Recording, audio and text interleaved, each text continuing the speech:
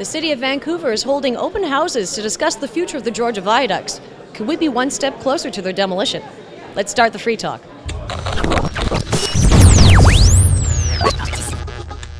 I'm Allison Riley and you're watching Free Talk. We're here today at the Creekside Community Centre where the City of Vancouver is unveiling their proposal on what should happen to the controversial downtown viaducts. So what exactly is their plan? And what do you think about it? Council asked us a reasonable question, which is, do these viaducts still make sense? They were built at a time, the first built in 1915, rebuilt in the 60s, to go over industrial and rail land, which is no longer there, and to be part of a freeway system which was never built. So as we think about the last waterfront piece of land in the downtown, the question is, before we build a community in this area, do these structures still make sense? So what we've done is we've taken a look at some of the technical issues, we've taken a look at a huge number of ideas from hundreds of people across the city in an ideas competition, we brought in some consultants and professional advice, and we brought forward a preferred scenario to talk to people about what they think. Can you tell us about that preferred scenario? Sure. Essentially what it does is it looks at the full removal of the viaducts, bringing Georgia Street down to Pacific, creating a new Pacific that merges Expo and Pacific Boulevard into one boulevard around the north side of the SkyTrain, and creates an enormous amount of opportunity for more park, about 13 to 15% more park than was otherwise anticipated in the area, a better community where people can connect better on foot, a more interesting waterfront community with access to the water, and some development opportunity as well around the stadiums to create a vibrant waterfront community. Now, is it one specific idea here today, or is there a bunch of different ideas being presented? It's mostly the culmination of all the ideas I think that they've received, and they've presented some of the next step, basically, is what we're seeing today. So some real specific concepts here that what we can expect that will be brought to City Council in the very near future. I think it can work. I think if we look ahead 50 years, 75 years, the city that we're trying to aspire to be, are the viaducts a part of that? Is that type of infrastructure part of it? And I argue probably not. And if that's the case, we start looking back of where would be a logical point to make that decision. Is it when they need to be torn down, like Seattle's Alaska Viaduct, which was damaged and a threat to safety and life?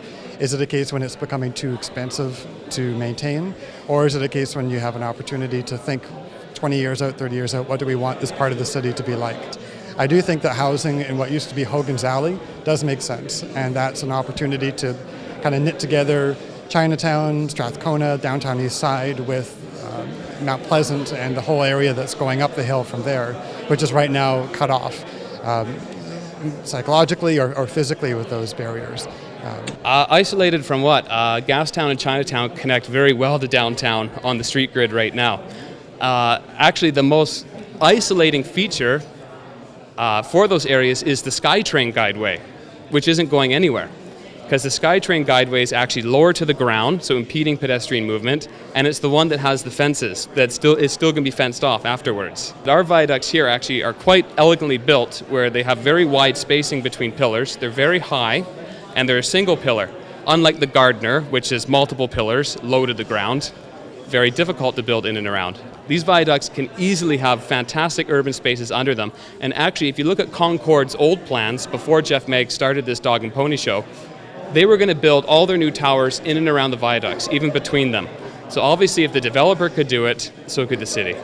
The neighborhoods to the east are concerned about making sure the traffic is drained out of their neighborhoods. It's been dumped there by the viaducts. They'd like to see that fixed up. So that's certainly important for Strathcona and Grandview Woodlands. Well, my biggest concern is that the opportunity is not being picked up to reduce traffic volumes on Pryor. Traffic on Pryor has been a problem for Strathcona for a long time. And our hope as a community, specifically the Strathcona Residents Association, was that the revised traffic plan would shunt traffic away from Pryor, maybe increasingly onto Hastings or onto Terminal, or ideally even onto Malkin. The concern is if the viaducts are eliminated, then it would drive more traffic into your area. Whether it's more or not isn't really so much the issue. It's already too much, and so we're looking for a reduction. So our hope was, or one of the ideas we had, was to complete the Malkin connector now in conjunction with the viaduct removal, and then move cars onto Malkin, and then move bikes onto Pryor. If you cut out half your transportation routes for cars, you double the car activity on the ground level. And right now, in the last couple of years, we're really experiencing a lot of congestion off GM Place.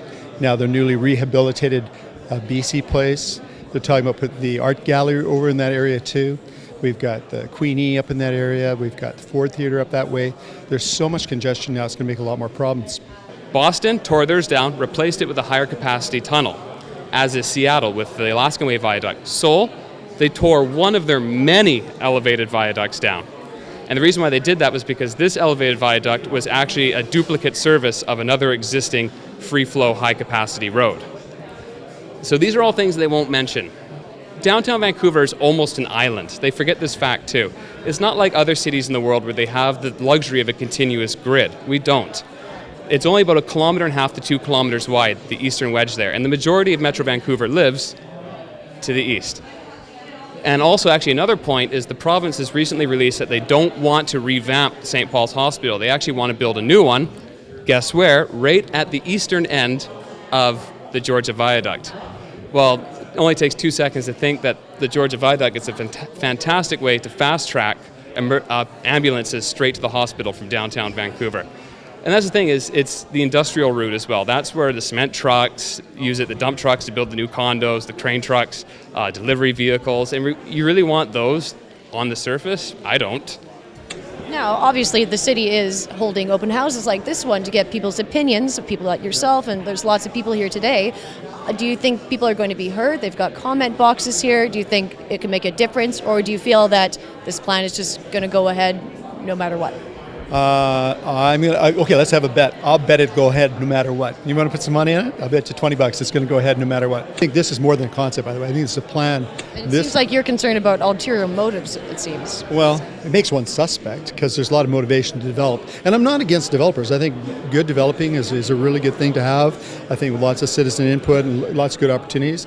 But I think this situation here is misleading as to what the benefits will be for the city. And I think the most immediate benefit will be for the developers because they have opportunity to have clear viewways from their properties and keep the value up. So I was trying to talk to one of the city engineers over there, and once I was against removing them, he instantly tuned me out and went to someone else. But what was funny was the people actually standing around there were interested, and they listened to me for quite a while. Now, the city's holding this open house, obviously, to get people's opinions on how they feel. How else can people get involved if people have an opinion or an idea? Well, they certainly can send in their notes to the city. They can email us as well, all sorts of different ways. Generally, they can come to the council. When it comes to council, they can ask to speak. That's always an opportunity. And so those are the main ways. But I hope that as many people as possible come to these open houses and express their opinions, because the engineers who will be presenting to the council need to hear from people so that they can provide us with the best example of what people want. And then we, as councillors, have to make the decision that's right for the city. So, what do you think? Do you think they should tear down the Georgia Viaducts? Let us know. Contact us on Facebook or tweet us at Free Talk TV. I'm Allison Riley. Thanks for watching Free Talk.